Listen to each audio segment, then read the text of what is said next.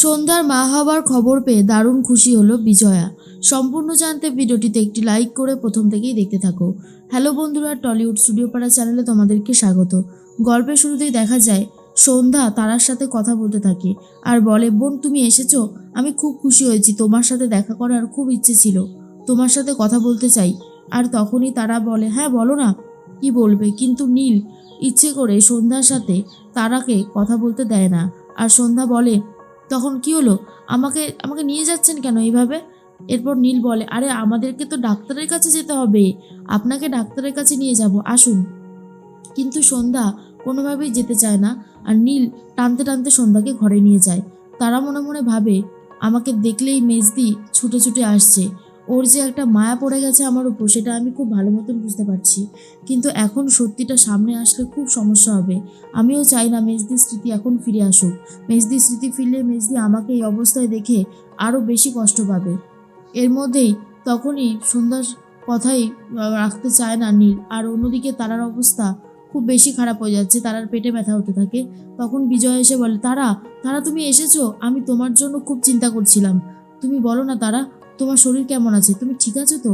এর মধ্যেই চলে এসেছিল ঈশ্বর। লুকিয়ে লুকিয়ে তারা আর বিজয়ের কথা শুনতে থাকে।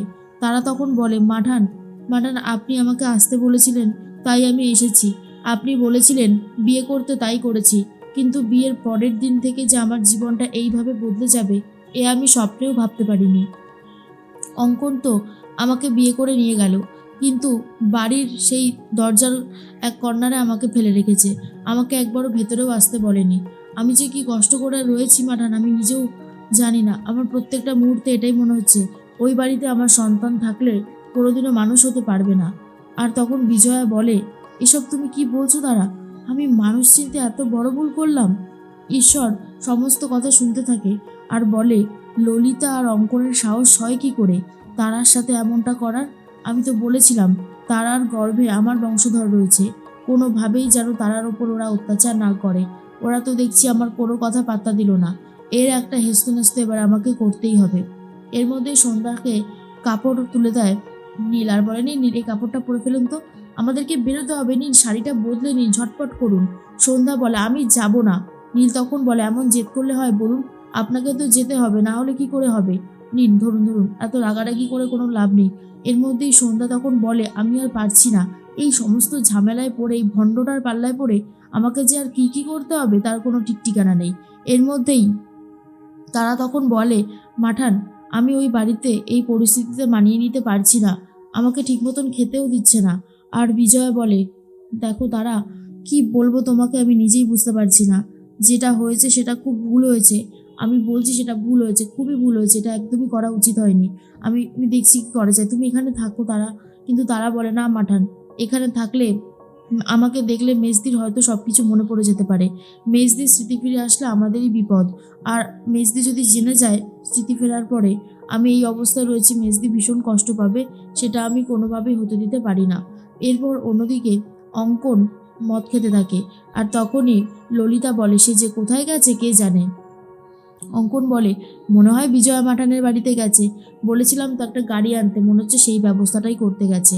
তখন ললিতা বলে, ওই আশায় থাক, আমার কখনোই মনে হয় না এরকম কিছু হতে পারে, কারণ আমি তোর বউকে হাড়ে হাড়ে চিনি। ও ভীষণ দরজাল একটা মেয়ে, যে কথাই শুনতে চায় না, তাহলে তার সাথে আর কি কথা বলবো, তো এটাই বুঝতে পারি না।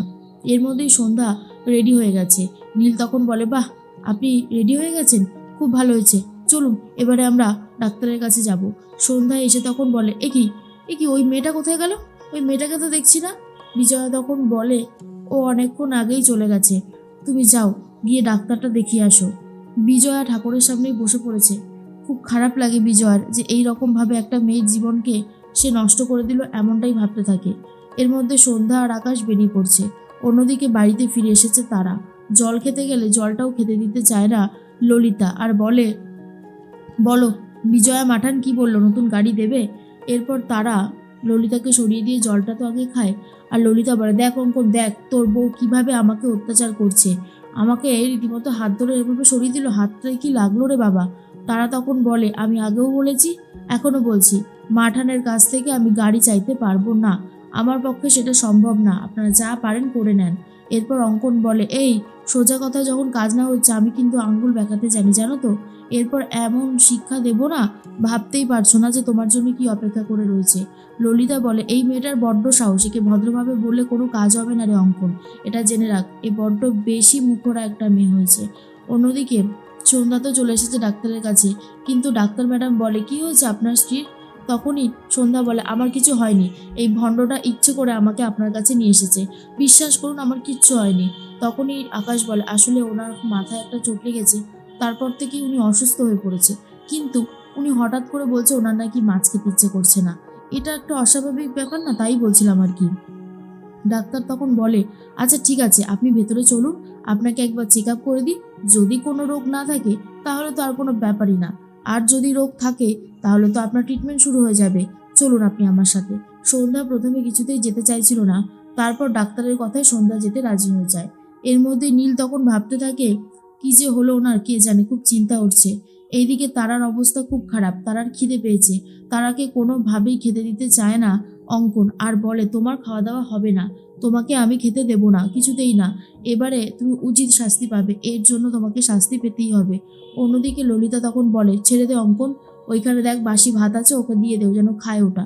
তারার অবস্থা ভীষণ খারাপ। অন্যদিকে বিজয়া ভাবতে থাকে, বৌমা তো এখনো এলো না, অনেকটা সময় হয়ে গেছে, এতক্ষণে তো আসার কথা ছিল, কিন্তু এখনো কেন আসছে না আমি তো বুঝতে পারছি না। এর মধ্যেই তো চলে এসেছে আকাশ, আর ভাবতে থাকে ডাক্তারের বলা কথাগুলো। আসলে ডাক্তার ম্যাডাম বলে দিয়েছে আকাশকে যে সন্ধ্যা মা হতে চলেছে, আর এই খবরটা শুনে তো আকাশ ভীষণ খুশি হয়ে গেছিল, কিন্তু সন্ধ্যা এখনো জানে না, তাই সন্ধ্যাকে নিয়ে আস্তে আস্তে বাড়িতে ফিরে আসে আকাশ। আর তখনই বিজয়া বলে, কিরে নীল, সব ঠিক আছে তো? এরপরেই তখনই সন্ধ্যাকে কায়দা করে ঠাকুরের কাছে পাঠিয়ে দেয় আকাশ, আর বলে, আপনি যান, গিয়ে ঠাকুরের কাছ থেকে আশীর্বাদ নিয়ে আসুন, যান যান, আমি এই দিকটা সামলাচ্ছি, বলেই সন্ধ্যাকে পাঠিয়ে দেয়। আর বিজয়া তখন বলে, কিরে নীল, তুই কিছু বলছিস না যে, সব ঠিক আছে তো? বিজয়ার কথা শুনে নীল বলে, মা, বাড়িতে সুখবর আসছে, সুখবর এসে গেছে, আর নতুন অতিথি আসছে। কথাটা শোনার পর তখনই চমকে যায় বিজয়া, আর বলে, কি বলছিস নীল? নীল তখন বলে, হ্যাঁ মা, সন্ধ্যা প্রেগনেন্ট, সন্ধ্যা মা হতে চলেছে, আর আমি বাবা।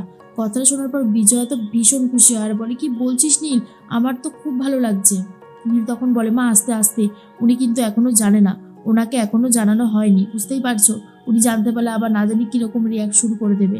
তখনই অন্নপূর্ণা বলে, সত্যি দিদি, এই খবরটা কিন্তু আমার দারুণ লাগছে, শেষ পর্যন্ত আমাদের সন্ধ্যা মা হচ্ছে, বলো, এত ভালো লাগছে। আর তখনই জ্বালাময়ী বলে, সত্যি, আজকে যদি আমাদের বৌঠান একদম ঠিক থাকতো তাহলে কতই না ভালো হতো, কত আনন্দের দিন ছিল, কিন্তু কি আর করা যাবে, ব্যাপারটাকে অন্যভাবে সামলাতে হবে, তাই না মাঠান?